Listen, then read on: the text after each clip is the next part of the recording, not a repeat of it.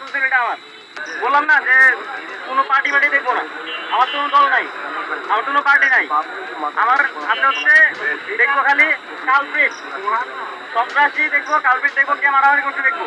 আশা করে মনে হচ্ছে যারা হাতে লাঠি দেখবো সেই মনে করেন যে আকাম করছে, যারা চুরি চুরি দেখবো, কে চুরিতে ফল কাটুক আর জায়গাটুক, তারাই আমি ধরবো। বুঝা গেছে?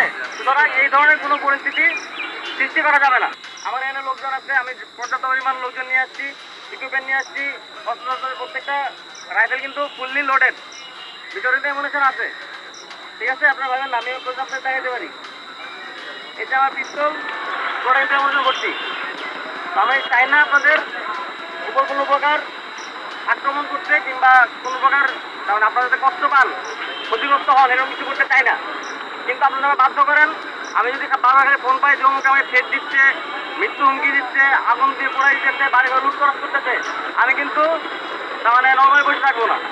নর্মালি গিয়ে আপনার দেখে নিয়ে আমি আপনার দই মিষ্টি খাওয়াবো না। আমি এমন কাজ করবো যেটা আপনার পছন্দ হবে না। বিয়ে বাড়িতে আসি নাই, দাওয়াত খেতে আসি নাই যে আমরা 10 ক্যান্টনমেন্ট থেকে আসছি এই জায়গায় দাওয়াত খেতে আসছি, এরকম কিন্তু না। বুঝা গেছে? এরকম যদি যাতে না হয়, আপনারা যারা নর্মাল সাধারণ মানুষ আছেন, আপনারা দেখবেন যে 5-6 জন বসে আলোচনা সব মুখের বাড়ি থেকে আগুন লাগা দেয়, আর বাকি 10 জন ঘিরা ধরবেন। কেন আগুন লাগাবি? আগুন লাগানো যাবে না। যদি দেখেন যে বাকি বাচ্চা ওরা তো আমার বাড়িতে আগুন দিচ্ছিল, তাহলে আমরা এবারে গিয়ে যাই, আপনার সাধারণ মানুষ মিলে আটকাবেন না, এটা করা যাবে না এখন। বুঝা গেছে? ঠিক আছে।